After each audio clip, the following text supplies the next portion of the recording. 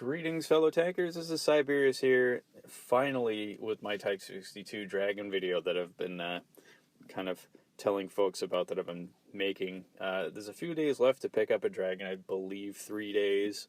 And I know a lot of information's already out there for this, but I thought I'd just kind of toss this out there just so you guys have my take on it for whatever that's worth. The Type 62 is basically a downsized Type 59. As you can see here, very similar layout to a Type 59 and the T-54 that inspired this tank, of course. And you can see the size differences definitely notable between the two. And of course you get that camouflage, which is permanent on here, so you never have to buy camouflage, which helps the credit earning on this tank, of course. I personally really dig the Dragon art, but I also dig Dragon art, so there you have it. It's not for everybody, but hey, it's permanent and it helps your camo rating. Let's see. There aren't any other Tier 7 light tanks yet. With update 2.6, we're going to see German lights, apparently, which I'm pretty excited to see that, because I like quick, twitchy tanks. They're kind of fun. And I am getting better in the lighter, low-armored vehicles than I was before. So I'm not just a YOLO rushing fool, just blowing up off in the sunset as much. So, that said, I'm going to... This will be comparing it a lot to the mediums in Tier 7 because it's really the closest thing we got. And realistically, given the blitz map sizes and team sizes, this tank will be expected to overlap into the medium tank roles quite a bit, minus the brawling aspect. You're still going to be asked to flank and some sniping, even though the gun's not that accurate, and of course support fire. Really what you're going to be doing more so and can do better than other mediums is that you will be able to scout actively a lot better because you don't lose your camouflage value while on the move. And this tank has an amazing camouflage value as it is. Plus it has great view range, which I'll get into the actual stats in a sec here. But that's kind of my rationale and why I'm going to sort of compare it to the medium tanks. In case anybody's kind of wondering why I'm comparing it to medium tanks. Now, getting into the hard numbers, it's only got about 1,040 hit points. It's definitely on the low side, but again, this is a light tank. It's to be expected. Same story for the armor, which is also very, very low. I mean, that's just... You can be penned by many tanks, even with HE rounds. In fact, tank destroyers that have the option and the chance will most likely use HE on you. So those hit points, that's your armor, quite literally, more so than any other tank I've reviewed. Your weight, however, is where the gain comes from that lack of armor. You've got 21.30 tons, which makes this the lightest tank in Tier 7. That's about 5 tons lighter than an E25 tank destroyer.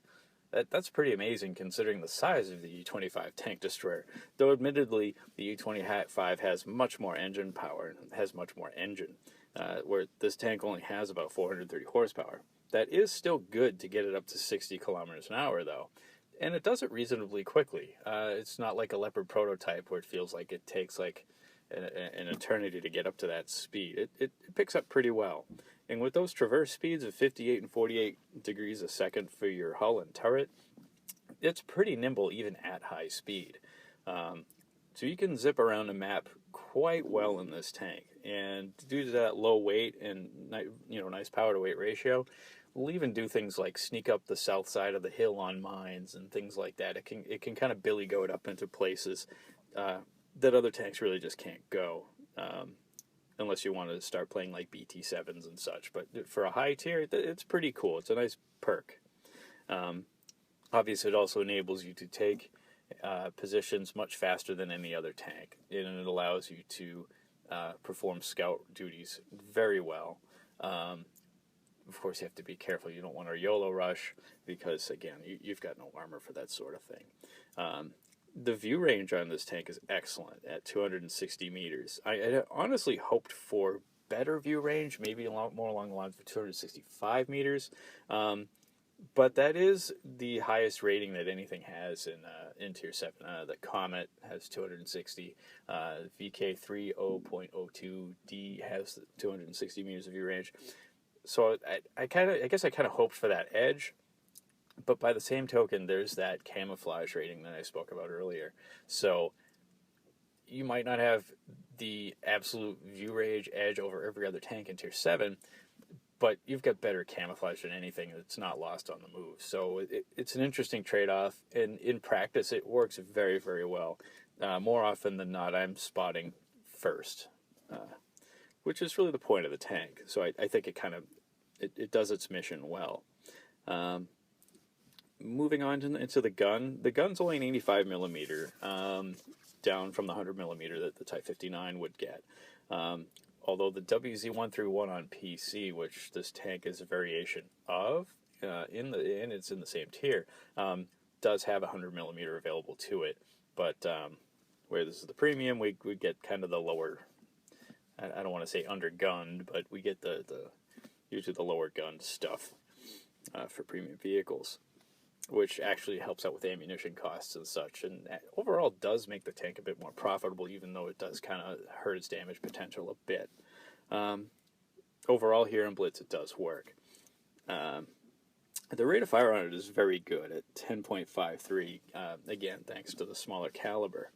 But it means a somewhat lowish penetration. At 145, that's not particularly impressive, but you do have those 250 heat rounds there, which will pretty much take care of anything that the armor piercing won't, that you're going to see. Of course, with Matchmaker going back to -2, +2 in update 2.6, I don't know how this tank will fare in Tier 9. Honestly, I see T-54 is chewing this up, but I don't know. I guess we'll see when we get there. I mean, the 250 should be enough to pen a T-54. Just mistakes are going to be punished a lot harder, I think, unless Wargaming decides they're going to do a special light tank matchmaking, and who knows. There's some unknowns there, I think, right now. I do know that on other servers, I'm quite sure that this tank does not receive preferential matchmaking, and it did see -2, +2 that we're going back to. So it's something to kind of consider. Your average damage is also somewhat low at 180, which gives us a lower than average DPM, but it still works. Given that this is supposed to be a scout tank and not like a medium damage dealing tank, it does well enough. It can kind of pull its weight. So while you're out there spotting and scouting, you can put some shots in, relocate, and it feels okay. I don't know. I'm kind of mixed feelings about it. I would love, of course, to have a bit more damage per shot, but I think it could push the tank into potential OP territory. Looking at my own stats compared to other Tier 7 mediums, I think it could potentially make the tank overpowered, but your mileage will definitely vary on this tank. It's pretty polarizing so far. I've seen a lot of people do well on this, seen a lot of people do poorly in this. Actually, probably more people do poorly due to the low armor. But getting into the gun handling, the dispersion is pretty good at 0.37. It means sniping's not going to be very reliable, but can be done. Due to the highest rate of fire, a miss isn't going to hurt your DPM as much, and you're going to get another chance fairly soon to put another shot out there. So if you do have some longer shots, go ahead and take it. You don't have to worry about a huge reload, but don't be particularly shocked if it doesn't hit. The aim time is really good in this tank at 2.1 seconds. So overall, the gun does its job. It's not overwhelming. It's not particularly underwhelming. It's got a couple weaknesses that premium ammunition can kind of fix, as you can see. Going into the armor inspector, I'll kind of show off where the module placement is. Now, a keen eye will notice that this is not the T62. You'll notice it's a bit wider.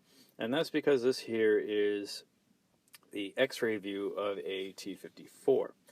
Because the Type 62 is based off the Type 59, which is based off the T54, and they all share module placement. So rather than show you that, hey, look, this tank can be penned from every direction, I figured a module view would be more useful. So from the front, you can see your fuel tanks right up in front, your driver's right there, ammunition is in the front right as in the other T-54 style vehicles. And of course, the rear is all engine. Got another bit of fuel there, and there is, of course, ammunition in the back of the turret. And I've heard people saying, wow, I got ammo rack shot in the back of the turret. So, well, most tanks actually have ammo in the turret because you'll have your storage down here, but ammunition that they're actively going to be using and loading and shooting next is typically right there next to your loader. That way you can just grab it and go. Otherwise, who wants to run down the hull every time to fire a shot? And, of course, there's your commander and your gunner. So that's kind of that. I figured this would be a little bit more useful. Getting into my loadout on this, for ammunition, I've tinkered around with a few different loadouts. I've settled on mostly 50-50 with an HE shell tossed in there for funsies. For equipment, I run vents, rammer, and optics, and for consumables, I am running the multi-repair, adrenaline, and General Gauss chicken. Now, I considered running binoculars in this tank instead of optics because I figured, well, I could race off, scout, sit, let the binoculars open up and spot, and then relocate. But I found that I've actually played this tank a lot more fluidly than that, and I'm not really still all that often. So I went for the coated optics, especially given that, again, being a light tank, your camouflage is not diminished by movement. So to me, the optics made more sense in this case. Of course, the rammer is self-explanatory to help the DPM out, as does your vents and food. And the vents and food giving you that plus 15 crew buff, which helps your loading, helps your view range a little bit too, in addition to or in conjunction with, the coated optics. So to me, this loadout works the best to maximize view range and your DPM, which is really kind of, I feel, maximizes this tank's potential. Of course, your mileage may vary, and put in there whatever you like and whatever suits your playstyle. So that's pretty much the Type 62 Dragon in a nutshell. And now on to some gameplay.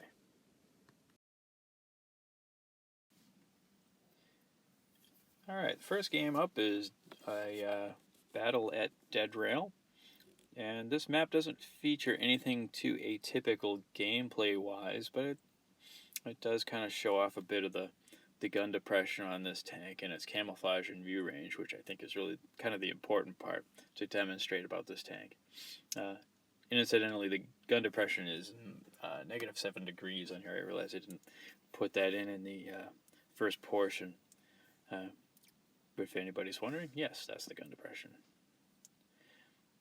Which, for a T-54 based design, that's actually quite good. The T-54 itself having -5. And that 2 degrees definitely makes a difference if you play the two tanks back to back. So as you can see, I'm trying to race up ahead and scout, but I don't want to push up ahead of my opponents where I'm so far ahead that I'm spotting things they can't put fire on. I simply do not have the DPM to duel any single opponent I find, let alone 2 or 3. That'll just put an end to my run very quickly. So that's why I'm kind of moving around and trying to put reds on the map, and when I can, start putting in fire at things that are just not looking at me. Such as the Cromwell down bottom. And you can see the rate of fire is very good. I can keep rocking back and forth and putting in shots. I can stay mobile. And I can move on to the next target. As the M6 comes around and my other ally from behind, again, I can just keep dodging in and out. And I've got good reverse speed too. And just a great combination of being able to just keep darting in and out. And I'm able to stay out of the way of the bigger, slower vehicles like that M6, so he can still put fire in too. So it's nice to be able to do that and not hinder your team's damage output.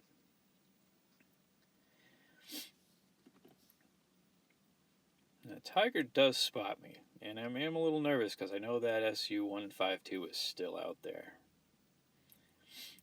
But I'm taking chances. See if I can take this guy out, then I can try to move in a little bit closer to try to scout out where that tank destroyer is.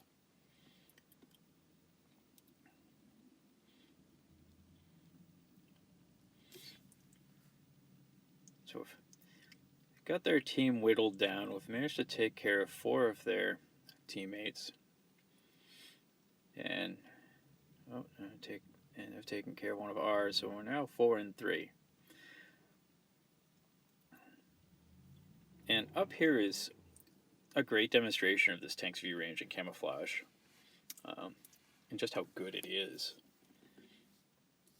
And when I finally spot the SU right around where I suspected I would find him, I can put shots in, and that shot he is in the shrubs, so that kind of works to both of our advantage. But even that second shot, I'm sitting in the open and no light bulb. I do reverse into the shrub there just to be on the safe side, and that's pretty sweet right there to be able to pull that off. And being a light tank, I got plenty of speed. I can come up and finish the job. And that right there, my victory jump, you don't want to jump off anything really much higher than that, because it will take the tracks off and or remove hit points from your vehicle, or even self-destruct totally, just depending how high off you jump. And that game was good for about 2,000 damage, and I think about 58,000 credits on a premium account with no heat rounds fired, which is a little on the high side for me.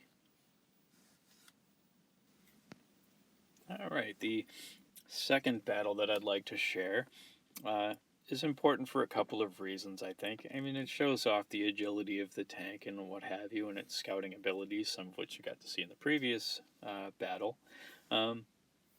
But more importantly, it shows that this tank's strengths are in everything but brawling.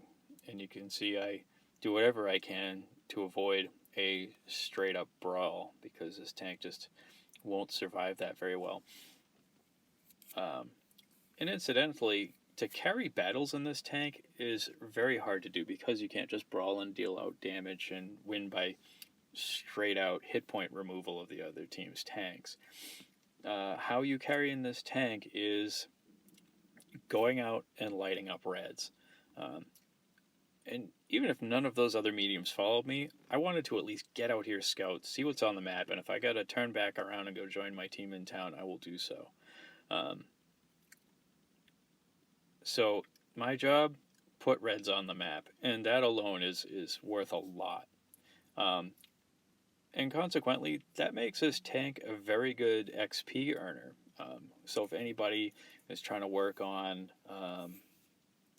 clan supplies, free XP, things like that, this tank's actually pretty good at that sort of thing, because it encourages you to go out and spot, and you get a lot of XP for that sort of thing. And it does earn credits pretty well. I get about, like I said, I think I get about 55,000 on a premium account with very minimal heat usage. Obviously, as you have to turn up the heat, you lose a bit of credits. But getting back to the game, you can see we're losing the flank pretty badly. We're now down to just the 2 of us, and seeing their reds kind of pushing on us, I realize it's time to utilize the speed on this thing and get cranking back into town, and at least stay together with my allies. And if we can at least win the town, then we can maybe get this fight back on even terms, depending how fast they can get in here. So I'm on a mission. I want to try to help clean up in here and fast before we get overwhelmed by their desert forces.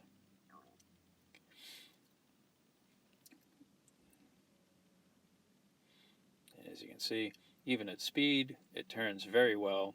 You can get in, you get good enough rate of fire, and you can help finish off the slower vehicles very easily up close.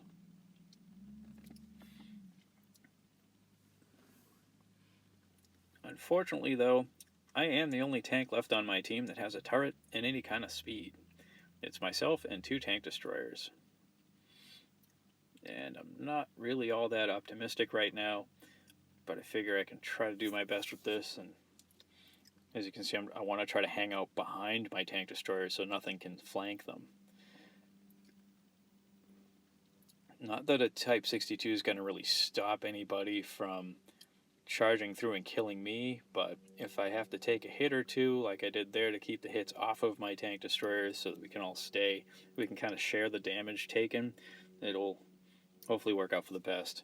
Unfortunately, they do take out my J Panther, and as you can see, I did kind of screw up my shot on the KV-13 back there.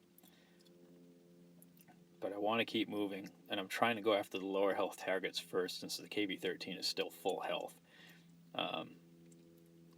I do not want to end up in a brawl, especially with a full health KV-13.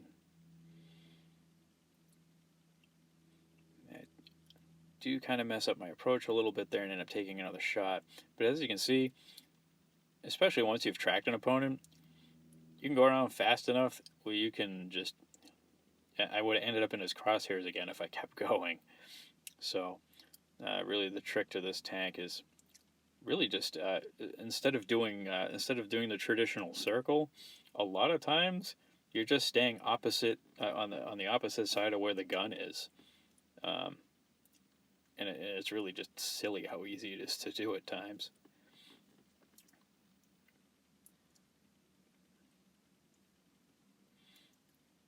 And trying to spot for my 30.